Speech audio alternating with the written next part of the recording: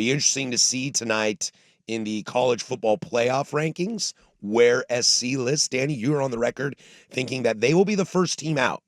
And I think so too, because as much as I like Oregon in this game, and I think you do as well in your heart of hearts, the committee will do whatever they can to protect themselves. That if USC does win this game, they can say, well, see, they were the first team out. Of course, we have them as a playoff team. And I hate that. It drives me absolutely bonkers, but that's what they're going to do. But the more important thing, the one thing I kind of wanted to chat a little bit about is kind of Lincoln Riley and his, what's the best way to say this? His persona, his character, his aura. We saw a very uncharacteristic Lincoln Riley at the end of the Iowa game. Jacked. Just so stoked they won that football game. And we talked about it yesterday. I don't blame him. After the first half, I said it yesterday, I will say it again. Yeah. Kirk Ferentz, and the nicest Kirk Ferentz, Midwest, good old boy way, this is over. Said this over. we done here. Here's the thing. I think there's a little bit of young Lane Kiffin in Lincoln Riley. Okay. I think he actually is that guy. And I think he was just trying to button up. I think he's trying to Belichick it instead of being the brightest QB mind in college football. Lincoln Riley was asked about placing extra emphasis with game day in attendance and this being a national game. And Lincoln Riley said this, quote, "These are all the same people that thought we were going to suck. Like, seriously, for us to pay attention to them now would be a little bit counterproductive." Taking a shot at the old SEC. I mean, ESPN. Well, I can tell you who that shot's fired at. It's a guy that doesn't have hair on top of his head. And who would that be? That'd be Paul Feinbaum.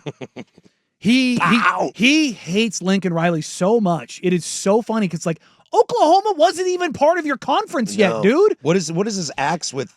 Is it like good looking guy takes SC job? He always hated the Pac-12.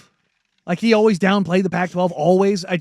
He really leaned into top Paul. Top to bottom. Pac-10, Pac-12 was great. Yes, but he always like, it's pretty boy football out there. They don't do like we do in the South. It's like, all right, Paul. Okay, cool, dude. Well, we put quarterbacks in the NFL, so you come at me, man. And quarterbacks, wide receivers, running backs, the entire offense. Even my crappy little school in the last 30 years has a number 1 overall pick and a number 2 overall pick. And guess what? Last year, we shared a number 1 overall pick, and we might send a first rounder this year, too.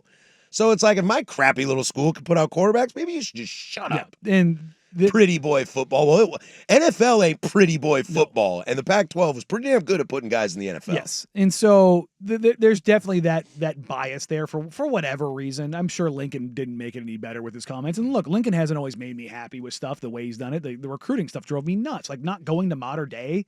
Like, what are you doing, dude? Like, that's your pipeline. He can be a little rough around the edges sometimes. And it's like he does it sometimes for no reason. Mm-hmm.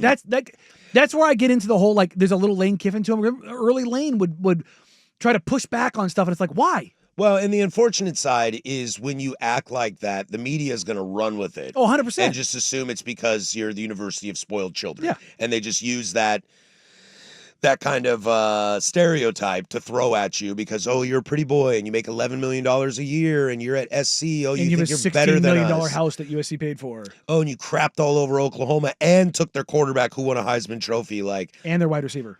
and it'd be Don't forget Mario Williams is there too. It'd be easy to say that. But I also will give Lincoln some credit in that statement in the sense of, look, you are going to Autzen. This is not going to be an easy game. No. This is not going to be an easy game.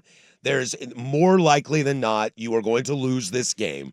And I think it would be, if he is playing the slow burn, let's say he's the modernized Lane learning how to act. Let's say, you mentioned that. Let's say he's got a little Lane in him. And the spread has gone up to 10.5. Well, because money's coming in on Oregon. Interesting. And I think a lot of that is that people don't like Lincoln Riley. Mm-hmm. Also, I don't think people are watching Mayava. No, I think there's a problem with that, or Mackay, or any of the offensive studs.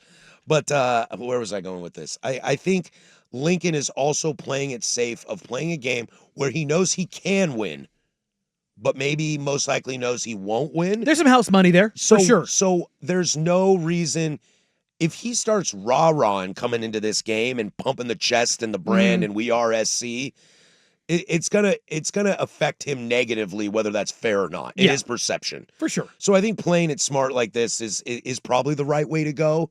But go chip on your shoulder. I like the approach. But like I said with the college football playoff, dude, he is in borderline an impossible situation Yeah. because people have made up their minds. Dude, maybe myself included, have made up their minds on Lincoln Riley, and very few of it is positive. How much? Like, it surprises me how much you like Lincoln Riley. Well, the things that I don't like about him, I don't like. About him. I know, but even the amount that you do, and Mm-hmm. I'm not saying you're wrong, because Lincoln's got a good, how do I say this best? He always shows signs of being great. He's got Heisman Trophy winners. That's the thing, is like, I've seen this. I've seen this, especially with quarterbacks. Him and Lane are quarterback guys. to me, those are the two best quarterback guys in the country. But people have made up their mind on, including myself, and so I'm a little surprised you like him as much as you do. And because you don't do it in a homer way. You actually genuinely like him. No, I do. And I do this with really anybody in sports. More often than not, I am going to, if you've got something that you were elite at, but you fall short somewhere else, I'm always going to go, but they're elite at this. Mm-hmm. Like, if you've got an elite talent, if you've got an elite skill that nobody else has, you can argue with me till you're blue in the face. You will not convince me that there are 2-3 coaches better than Lincoln Riley when it comes to quarterback development in this country. There's just not. And when you've got... I keep trying to think. I mean, even Harbaugh really wasn't that great, if I'm being honest. I mean, he's very good. He's very good, but all the quarterbacks he had there... Lane's the only other guy that I think you can put in that same category. Knowing what he can do and recruiting the guy that can do it. And he did it everywhere. Everywhere. Like, as the OC at Alabama, he helped rip that thing wide open. If Cliff was still in college football, I'd say Cliff. There you go. That's Cliff. it. Cliff is another That's good the guy. And Lincoln and Cliff were the guys. Yep. And now it's Lane and Lincoln. So apparently you just have to have a weird name. You can't be Bob. I mean, Lincoln is the name of like one of the greatest presidents in American history. So, but it's not a real common name. No. I don't know any Lanes. No. I know a girl named Lane. I grew up with a Lane. I know Jacoby Lane. That's a last name. Yeah. Has he got a last name, first name? Jacoby Lane? No. Lane Kiffin. Kiffin's not a first name. Yeah, well. Is Lane a last name? Kind of. I know. Yeah, he's got 2 last names. You know, I did grow up. I did grow up with a Lane in high school. Now that I think about it, he's a year older than me. On the text line 503-864-6326. I've said it so many times it's repetitive that I don't even know. I just say it.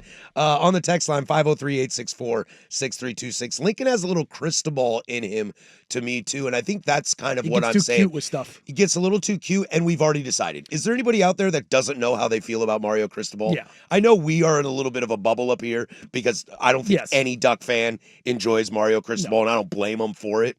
But even Miami fans have made up their mind. For sure. And it might be you, that it's like, there's a lot of Mario that I like, but boy, what I don't like really pisses me off. The perfect example is against Notre Dame. The flea flicker pass. Yeah. It's like, what the hell are we doing here? It's pouring rain. Why Knock it off. Why are you taking the ball out of the Heisman Trophy caliber quarterback? Like, what are you doing? There was no reason for that play. In that play, the kickoff return that Notre Dame had for the touchdown and that fumble, those 2 plays flipped the game. You can catch Oregon USC right here on the Fan Sports Network. We are home of the Ducks. Pregame will start with Anthony Newman and Andy Dirt Johnson and Dusty Hare at 10 a.m. They'll turn it over to Jerry and Jorgie as they lead up to the game. Kick at 12:30. You can hear it right here. Post-game afterwards, Joe Fisher and Jordan Schultz right here, home of the Ducks.